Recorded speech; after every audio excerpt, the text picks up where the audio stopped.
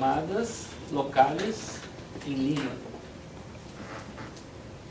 Você tem a permissão, este por exemplo,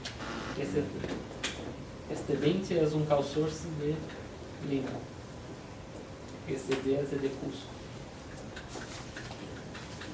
Pero é de Cusco para alguns abonados de Cusco, ¿sí? Que tem alguns privilégios de fazer chamadas dentro de Lima. Ou seja, são call sources distintos, pero tem o mesmo RS, Route Select Source Code. Então, dentro da análise de ruta, está permitido fazer chamadas originadas por call source 10 ou 20. Os encaminhamentos de chamada está permitido porque os dois têm o mesmo Route Select Source Code, que é declarado dentro do retângulo. Alguma situação que pode usar isso.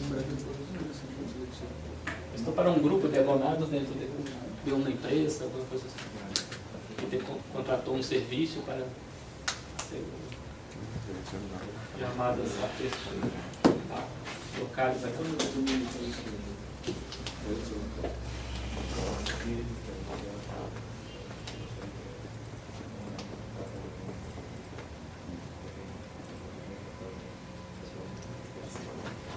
Ou seja, sempre dentro de RTANA te pergunta a fonte da chamada, pero não te pergunta call source, te pergunta sempre Route Select Source, que está dentro de call source.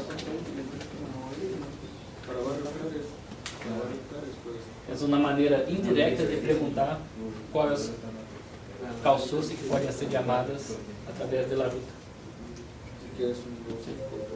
Se fosse direto, seria o parâmetro call source acá, pero não é. É Route Select Source Code.